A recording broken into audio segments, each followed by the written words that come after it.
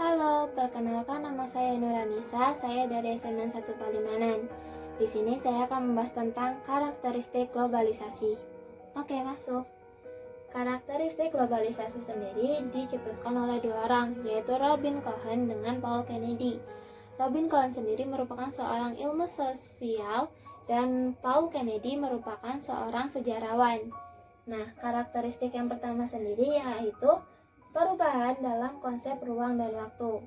Contohnya, saat kalian ingin menonton bioskop, kalian itu harus membeli tiket dan mengantri lama di loket tiket. Nah, tetapi karena perkembangan teknologi, kalian itu bisa membeli tiket melalui aplikasi online yang tentunya waktunya relatif lebih singkat. Itu contohnya. Nah, ruang sendiri merupakan suatu tempat terjadinya peristiwa, sedangkan waktu merupakan kapan peristiwa itu terjadi. Yang kedua, pasar dan produksi ekonomi di negara-negara yang berbeda menjadi saling bergantung. Contoh saat ini adalah ekspor dan impor, di mana antara negara yang satu dengan negara yang lain itu saling melengkapi dan saling membutuhkan, yang artinya antara negara-negara tersebut itu saling bergantung satu sama lain. Yang ketiga, peningkatan interaksi kultural melalui perkembangan media massa. Contohnya, misalkan Yani itu adalah orang Indonesia dan Tomo merupakan orang Jepang gitu. Mereka itu berinteraksi satu sama lain melalui media sosial.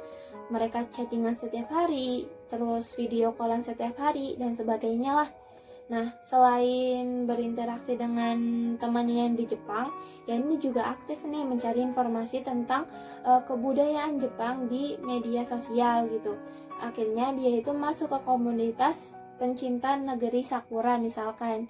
Nah, dari komunitas itulah ya si Yani itu akhirnya mendapat banyak banget yang namanya informasi tentang kebudayaan Jepang itu sendiri. Contohnya kayak seperti bagaimana sih cara penggunaan bahasa Jepang yang baik, penulisannya, dan sebagainya.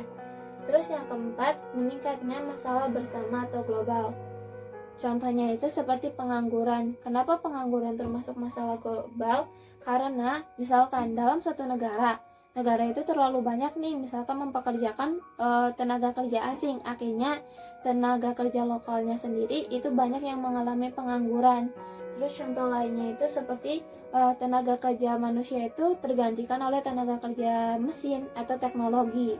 Itu contoh masalah global. Oke, sekian dari saya. Wassalamualaikum warahmatullahi wabarakatuh. Dah.